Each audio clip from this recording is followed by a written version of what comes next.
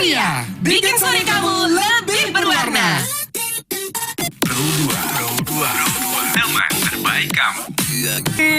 Congrats ya usaha kuliner baru kamu. Semoga lancar dan sukses. Thank you my best. By the way, bantu aku promosiin usahaku dong. Di mana ya? Di radio aja gimana? Emang masih zaman ya? Jangan salah, di RRI Singaraja promosinya gampang. Udah canggih pula, bisa didengerin via streaming dan aplikasi RRI Playgo. Sosmed mereka juga update. Gampang lah, itu biar aku aja yang urus. Sudah kamu. Makasih ya. Sama-sama. Tapi sekarang aku boleh dong nyobain makanan kamu. Ya ampun, lupa. Ya. Sini. Promosi usaha di RRI Singaraja aja yuk. Info lengkap hubungi Dewa 081 547 068 06 atau Asri 081 558 364 729. Teman terbaik kamu. Pro 2 FM, teman terbaik kamu.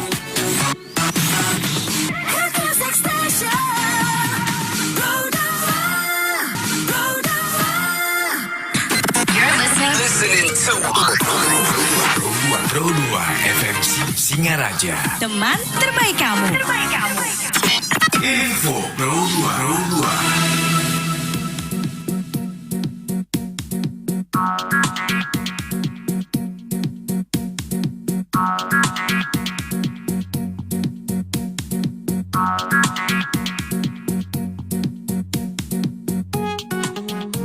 Tema Pro 2 dalam sebuah perbincangan yang menarik tentang perjalanan perusahaan lokal yang menginspirasi, ADK Yeh Buleleng menonjol sebagai contoh sukses bagaimana sebuah produk lokal dapat bertahan dan berkembang di pasar. Direktur Utama PT Tirta Mumbul Jaya Abadi Nyoman Artowidnyana membagikan cerita sukses perusahaan ini dalam sebuah podcast pada Selasa kemarin. Perjalanan panjang ADK Yeh Buleleng bermula dari penemuan sumber air minum Mumbul Singaraja yang kurang dimanfaatkan pada tahun 2004 saat Nyoman Arte menjabat sebagai Direktur Utama PDAM Buleleng. Dengan berbagai inovasi termasuk pengelolaan air dan penjajagan di perusahaan ADK di luar Bali, perusahaan ini mulai merintis dari kemasan galon hingga berhasil menjadi perusahaan daerah pertama yang mengelola ADK di Indonesia. Informasi lain Tema Pro 2, seiring dengan meningkatnya kasus gigitan nyamuk dan demam berdarah di wilayah Banyuning, Lurah Banyuning Nyoman Mulyawan SSN MSN bersama staf dan warga masyarakatnya mengambil langkah tegas dalam menghadapi masalah ini. Warga melaksanakan kegiatan kerja bakti di lingkungan Banyuning Utara, tepatnya di Jalan Pulau Jawa RT 6 Kelurahan Banyuning. Selama kegiatan, warga melakukan penyemprotan sarang nyamuk atau fogging di wilayah tersebut dengan harapan mengurangi populasi nyamuk penyebab demam berdarah. Selain fogging, Nyoman Mulyawan juga menyampaikan himbauan kepada warga yang hadir untuk selalu menjaga kebersihan lingkungan dan menerapkan pola hidup sehat guna mengurangi risiko penularan demam berdarah. Demikian info Pro 2 Kuningsi, selamat mengikuti acara selanjutnya. Pro 2 RRI Singaraja, teman terbaik kamu.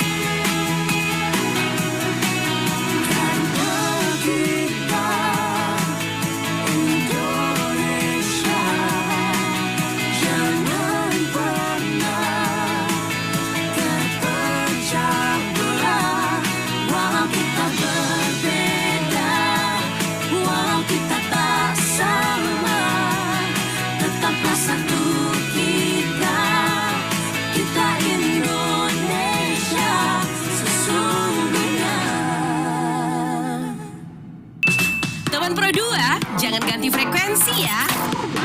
Sore ceria, bikin sore kamu lebih berwarna. Pro 2. Teman terbaik kamu. 105,4 FM Pro 2 RRI Singaraja, teman terbaik kamu. Selamat sore teman Pro 2, senang banget aku Ningsi masih nemenin kamu ya di Sore Ceria, bikin sore kamu makin berwarna. Dan kali ini seperti biasa ya, di Sore Ceria kita bakal ngobrol bareng teman-teman kamu yang berprestasi. Dan di studio Pro 2 sudah hadir nih teman kamu, teman Pro 2 ya, yang merupakan runner up ya, peraih runner up 2 Duta Baca Kabupaten Buleleng. Langsung aja kita sapa, ada Gede Deva Ardita Dirgayusa. Selamat sore. Sore. Apa kabar? Baik. Baik. Loh, Ya. baiknya kenapa ketawa? Ini kali kedua saya kesini ya. Oh gitu ya. RRI Kali ya. pertama pas kapan tuh? SMP Kelas? kelas 8 ya. Awal-awal kelas 8 saya kesini itu. Kelas 8 berarti kelas 2 Kelas dua waktu SMP, itu. iya. Waktu itu di dalam prestasi apa tuh? Itu lomba Ki Hajar kalau nggak salah ya. Ki Hajar itu ya. apa? Lomba kompetisi, ajang kompetisi itu kita harus belajar. Itu kayak LCC, cerdas cermat gitu. Itu waktu itu dapat peringkat 3 provinsi, syukur. Wow, provinsi Ya. ya. Oke, berarti masih tingkat Bali waktu itu ya.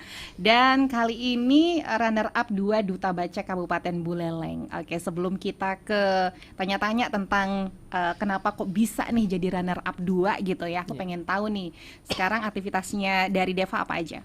Kalau aktivitas sekarang di rumah itu sekarang belajar untuk persiapan kuliah dan Ini berarti udah kelas 3 ya? Ya, kelas Udah 3 baru habis. tamat.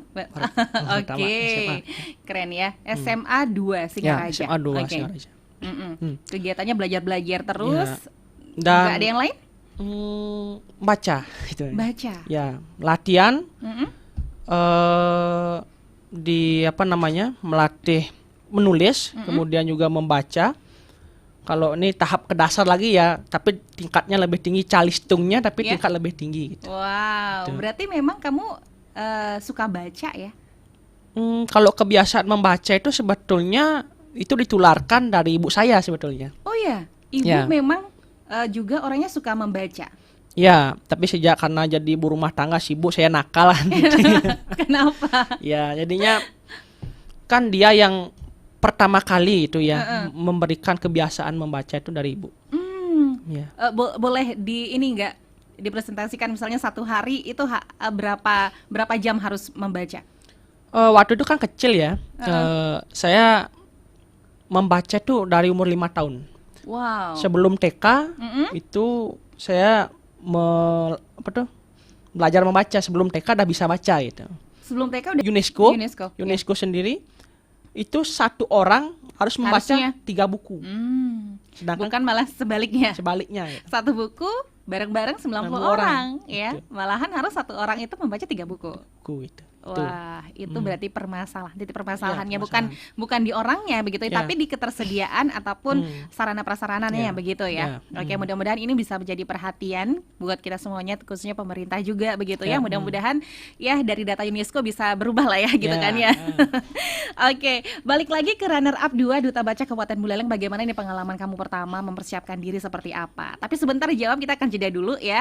Dan buat kamu teman Pro 2 yang pengen tanya-tanya tentang keberhasilannya Deva meraih runner up 2 sebagai Duta Baca Kabupaten Buleleng seperti apa, boleh join yuk di 0811 399 1054. Boleh juga kamu ikutan via YouTube ya di RRI Official. Kamu boleh komen di situ. Kemudian boleh juga buat kamu yang udah unduh aplikasi RRI Digital, boleh juga ya. Nanti aku bacain chat kamu. Hai, aku Buku. Jenisku sangat banyak.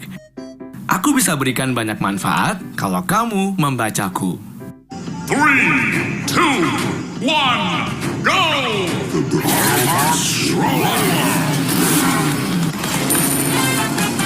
Tapi sayang, kamu malah lebih memilih game daripada aku.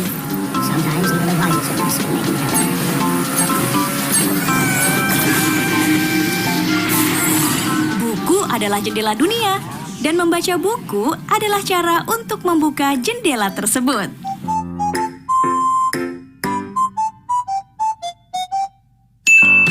Teman Pro 2, jangan ganti frekuensi ya. Sore ceria, bikin sore kamu lebih berwarna. Pro 2, teman terbaik kamu. Sama Deva Ardita Dirgayusa, peraih runner-up 2 Duta Baca Kabupaten Buleleng ya. Menarik banget obrolan kita teman Pro 2 ya. Karena sebelum mencapai runner-up 2 tentunya banyak proses yang udah dilalui oleh Deva ya. Boleh kita dengerin nih ceritanya Deva. Awalnya seperti apa persiapan kamu sampai akhirnya menjadi runner-up 2 kayak gimana? Terima kasih. Kalau persiapan sebetulnya saya tidak terlalu berharap dapat ya, karena saingannya juga umur-umurnya banyak di atas saya. Iya. Karena maksimal 35 tahun gitu. Oh, dari persyaratannya dari umur berapa Umur tuh? 18 sampai 35. Wah. Itu. Ya saya enggak berharap itu sampai dapat runner-up 3 ya. runner-up 2 ya. Itu. Tapi setelah kamu tahu kamu jadi runner-up, gimana perasaan kamu? Wow, nggak nyangka. Surprise banget ya. Ya, makanya kan kalau persiapan saya santai aja karena juga nggak terlalu berharap ya, dan saya tenang aja ikut lomba itu. Dan waktu itu kebetulan soalnya yang dikeluarkan juga bidang saya di Buleleng itu, saya juga suka baca-baca tentang Buleleng. Iya. Tentang sejarahnya atau apa? Sejarah budaya juga begitu. Yang paling menarik itu kan di soalnya itu tentang bubuh mengguh kedong. Iya, betul. Mengguh kedongkol itu. Iya. Itu pas saya ini tahu ini dari Tejo Kule itu jadinya. Saya tulis aja itu. Bahkan waktu itu saya paling pertama selesai itu jawab soal, enggak nyangka itu. Itu yang pengalaman saya. Iya. Kamu mempersiapkannya nggak ada sama sekali? Nggak tahu soalnya sampai seperti itu. Oh gitu. Yeah. Berarti nggak ada kayak bocoran kamu harus menguasai ini, menguasai itu, membaca ini, membaca itu nggak? Kisi-kisi ada waktu itu dari Perpusda. Tapi saya nggak waktu itu nggak ikut technical meeting. Kenapa? Ya karena ujian pas. Oh gitu. Iya. Wah. Ini tabrakan jadi. Waktunya tabrakan. Ya. Jadinya waktu itu ya saya pasrah aja ya, nanti belakangan lah diurus itu. Jadinya saya lanjut aja. Oke, ini bisa menjadi bahan juga buat teman-teman nanti. Kan ini lomba setiap tahun bakal ada gitu ya. Ini 3 tahun. Oh, 3 tahun sekali. 3 tahun, ya. Dilaksanakan 3 tahun sekali. 3 tahun sekali. Ini periode sekarang 2024 sampai 2026. 2000 dia 4, 5, 6, 3 tahun ya. 3 tahun berarti kamu akan menyandang Duta Baca ya, begitu kan ya. Oke, di Kabupaten Buleleng. Nah, mungkin ini bisa menjadi acuan nanti 3 tahun ke depan, apa-apa saja yang perlu dipersiapkan untuk mengikuti lomba ini menurut Deva. Ya, kalau persiapan nanti kalau untuk persiapan lomba itu lebih mengarah ke kebudayaan Buleleng pada umumnya. Ya, kalau kita bicara Buleleng, kita ndak bicara tentang kotanya aja, bagaimana karakteristik kota, tapi kita juga sejarah budaya itu juga. Kemudian kalau bisa ke geografisnya juga. Geografis dari letak Buleleng itu seperti apa juga. Ya, wisata itu yang banyak keluar waktu ini. Jadinya kalau ini pahami juga beberapa konsep sejarah dan budaya itu aja. Dari berapa soal? Waktu itu ini kan soal ya. Itu esai semua atau? Soalnya ada 20 soal pilihan ganda, esai, nanti kalau lolos 3 besar wawancara gitu. Oh begitu, jadi ada penyeleksian. Dari berapa peserta waktu itu? Semua pesertanya itu 26. Ya, itu dari seluruh kabupaten di Buleleng? Iya. 26 orang. 26 yang lolos administrasi itu 24. Yang datang 20 orang karena ada halangan apa-apa, saya enggak tahu. Akhirnya saya jawab soal itu dengan 20 orang itu. Dari 20 orang, terus diseleksi? Ya, seleksi. Jadi tiga besar. Dari 3 besar ini lagi diseleksi menjadi Juara 1, runner up 1, 2 gitu. Ya, wawancara.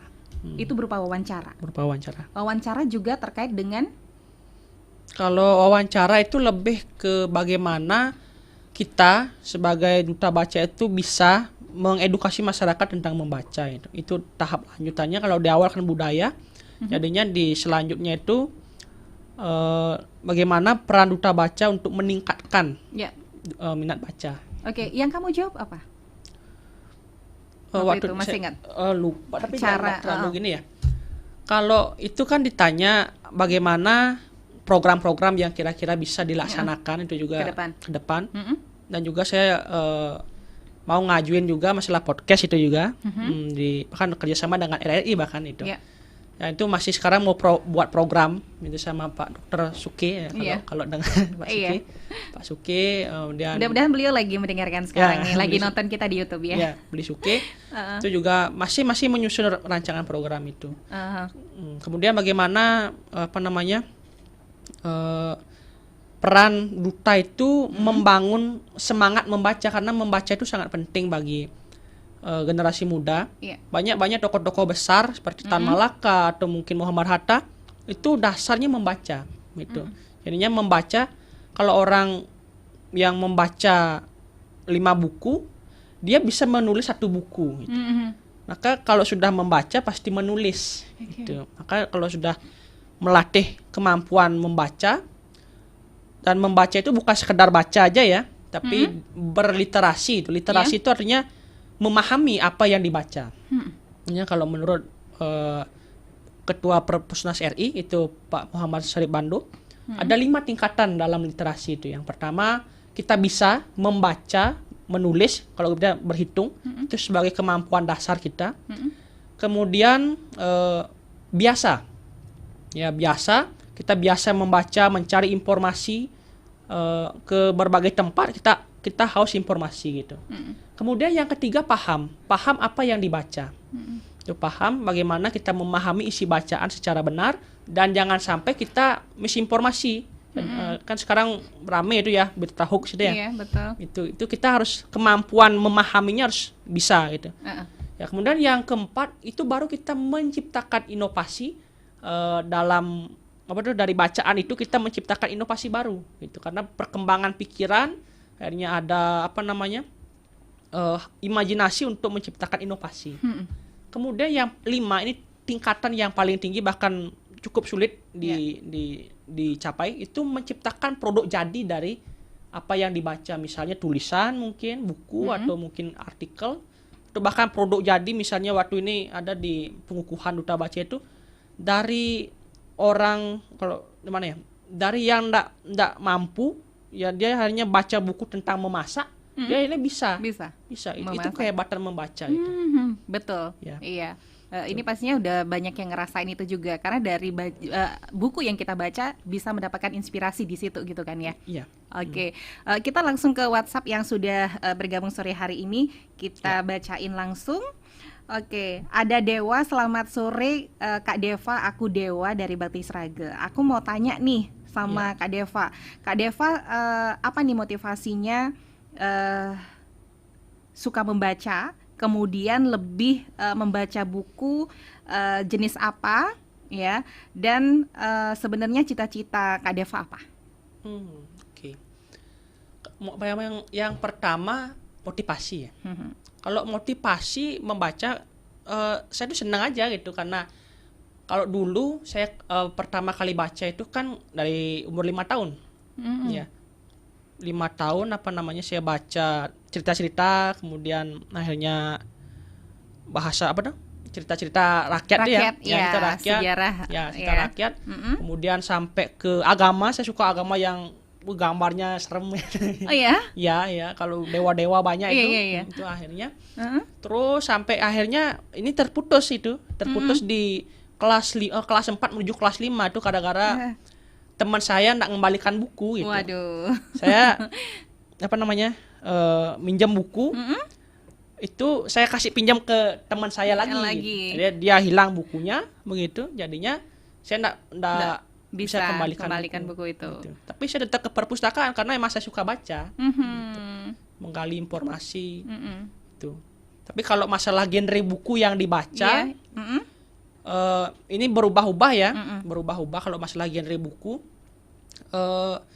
Di awal SD itu saya lebih suka ke sejarah, ya, ke dasar agama, sejarah dan budaya itu saya di SD. Kemudian lanjut ke SMP itu masih, tapi langsung ke sosialnya, lebih ke sosial. Kemudian ke geografinya, itu.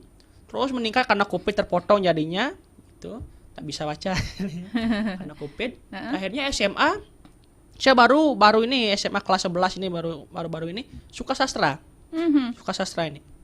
Yang membuat kamu suka sastra kenapa? Berpaling dari sejarah. Iya. Kalau guru sejarah saya sih bilang ya, kalau komponen sejarah itu ada 4. Yang pertama itu filsafat, kemudian yang kedua itu sains, yang ketiga itu sejarah itu sendiri, ya kemudian yang keempat itu sastra. Nah, sastra ini istilahnya kita mampu mengungkapkan emosi kita. Itu dalam misalnya kita punya putus cinta itu misalnya. Kita bisa mengungkapkan dalam emosi itu kita lewat tulisan, puisi gitu. Hanya saya punya banyak karya puisi di HP saya. Wow, itu. Pengen nih denger karyanya nih. Ya, tapi di HP. Di HP. Tahu itu. Itu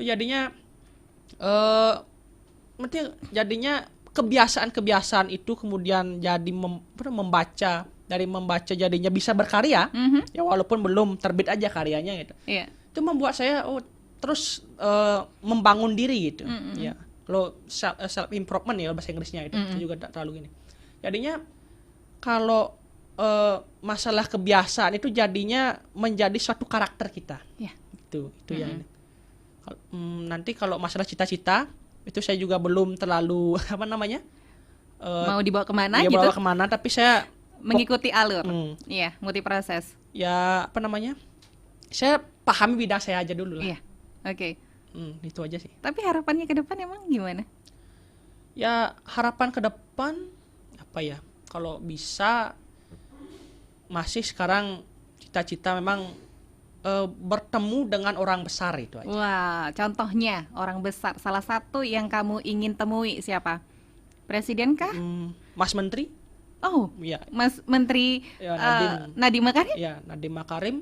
Dan cita-cita terbesar saya sebetulnya adalah ketika saya mampu berdiskusi dengan orang-orang yang berpengaruh di Indonesia, bahkan di dunia bahkan. Itu aja sih cita-cita. Oke, keren banget nih cita-cita yang luar biasa menurut aku sih. Nah, kemudian ada Agus, gimana sih Kak Deva caranya membiasakan suka baca? Ya, terus terang aku memang kurang suka baca, tapi lebih suka ke praktik mendengarkan langsung dari guru. Tapi kalau membaca lebih kurang, karena menurut aku mendengarkan guru di kelas itu lebih cepat masuk ketimbang harus membaca. Tapi sebentar dijawab, kita akan jeda dulu. Buat teman Pro 2 yang masih mau tanya-tanya silakan, kita tunggu ya, karena ini sampai nanti jam 5 sore. Teman Pro 2, jangan ganti frekuensi ya. Sore Ceria, bikin sore kamu lebih berwarna. Pro 2, teman terbaik kamu. Terkadang, orang melontarkan julukan kutu buku sebagai bahan olokan. Julukan itu diberikan kepada mereka yang gemar membaca buku ketimbang bersosialisasi dan bergaul dengan kawan-kawan. Sehingga image seorang kutu buku menjadi negatif dan orang-orang cenderung tersinggung atau merasa terpojokkan ketika diberikan julukan tersebut. Padahal, menjadi seorang kutu buku adalah sebuah kebanggaan. Karena terlepas dari pandangan yang dibangun oleh orang-orang, menjadi kutu buku memiliki banyak keuntungan. Dan seorang kutu buku bisa menjalin persahabatan dengan sesama kutu buku yang memiliki kesukaan sama.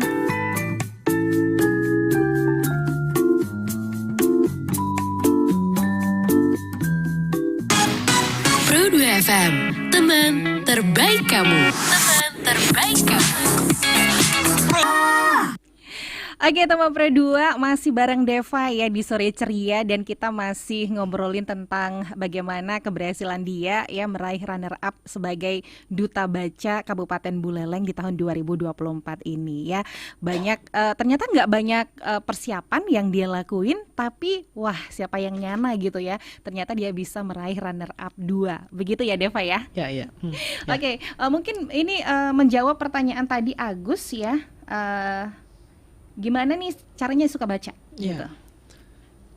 Caranya suka baca. Kalau di psikologi itu saya juga baca dikit. Kita tidak bisa memaksakan kecerdasan seseorang. Ada kecerdasannya audio, ada visual, ada juga langsung berbicara. Gitu. Jadinya kalau membaca ini kan kecerdasan visual. Gitu. Yeah. Cara belajar itu tidak harus membaca, tapi usahakan membaca. Gitu. Karena membaca itu kita bisa berdialog antara buku dengan pikiran kita. Di sana terjadi dialog misalnya tentang buku ini saya bawa di buku Sanger itu racikan kopi khas Aceh. Ini saya baca banyak dapat inspirasi dari sana bahwa kalau kita sebagai manusia itu di buku ini kita harus saling bisa menghargai gitu. Itu yang saya dapatkan dari buku ini. Jadinya kalau mau suka membaca, kita ya kecerdasan yang di masing-masing orang aja kita kalau kamu misalnya Agus ya, itu punya kecerdasan yang di mendengarkan atau audio, gunakan audio aja, tapi membaca itu jadikan sedikitnya 1 halaman 2 halaman kayak dalam 1 hari. 2 hari. Nggak harus suka membaca itu karena setiap orang punya kalau di filsafat itu virtunya masing-masing. Gitu. Aku juga pernah ini dengar Najwa Shihab yang bilang meskipun kita nggak suka baca, kalau ada kemauan kita harus paksakan 1 hari itu paling tidak kita bisa membaca beberapa halaman. Ya karena dari terpaksa itu bakal menjadi sebuah kebiasaan, benar nggak sih? Benar. Saya itu kan mengawali membaca memang karena awalnya kan ibu ngajarin membaca. Saya suka baca yang gambar-gambar itu. Akhirnya sampai baca yang temanya cukup berat itu. Di SMA saya baru dapat tema yang berat itu. Guru sejarah saya yang ngasih itu. Guru sejarah. Akhirnya pikiran itu berkembang, dari membaca pikiran berkembang. Ya, sedikit juga kalau misalnya kita mendengar atau juga dengerin melihat langsung guru menjelaskan, itu kan kecerdasan yang berbeda. Nah, tapi kita membiasakan membaca itu harus gitu, harus. Karena membaca itu melatih pikiran. Kalau kita mendengarkan kan kayak denger dongeng ya, kita ya pikiran kita malas. Itu pikiran kita istilahnya diam, dia hanya menyerap informasi. Tapi kalau membaca, misalnya buku ini, itu kita bisa mengkritik apa yang diisi. Misalnya, halaman sekian, isinya sekian, kita bisa pertanyakan, kalau begini benar sih. Ada imajinasi itu timbul, imajinasi itu timbul. Nah, ini yang menjadi perjuangan kita di Dinas Arsip Perpustakaan Daerah Kabupaten Buleleng juga, supaya bagaimana masyarakat ini bisa membaca, bukan hanya sekadar membaca sekali lagi, tapi memahami apa yang dibaca. Terima kasih. Oke, itulah literasi. Ya. Oke, itu dia Agus jawabannya. Jadi paling tidak kita berusaha untuk memaksakan diri, meluangkan waktu lah ya dalam sehari untuk bisa membaca ya. Meskipun kamu nggak suka baca, tapi karena dengan kebiasaan itu bakal dengan terpaksa itu bakal lama-lama jadi terbiasa ya. Oke, itu dia. Dan terakhir, karena waktu nih ya Deva, sebagai closing statement, mungkin kamu ada rencana-rencana ke depan seperti apa sebagai Duta Baca ya, dengan teman-teman kamu yang meraih gelar Duta Baca dari juara 1, kemudian runner up 1, runner up 2 seperti apa, dan adalah ya harapannya seperti apa, kemudian pesan kamu sebagai motivasi buat teman-teman kamu sekarang yang lagi dengerin. Oke. Kalau masalah apa tadi? Rencana ya? Rencana di kabupaten ini kita masih diskusikan memang dengan beli Pak Suke juga mau juara 1 ya. Juara 1. Mau duit juga. Itu kita rencana mau buat di setiap sekolah, di masing-masing sekolah itu kita buat komunitas baca. Rencana. Itu jadi salah satu terobosan, karena kalau katanya Pak Anjanole itu ya, kita enggak perlu menyebarkan kita secara masif itu. Ya, kalau ekspansinya besar-besaran enggak. Tapi kita cukup adakan yang kecil aja dulu, Kecil aja dulu, di ya. setiap sekolah. Nanti dari yang kecil ini menarik, akhirnya bisa besar. Imbasnya bakal menjadi besar. Ya, itu. Oke. Dan kemudian yang untuk ya sedikit motivasi untuk adik-adik ya yang nanti misalnya punya bakat menulis, ini penting sekali.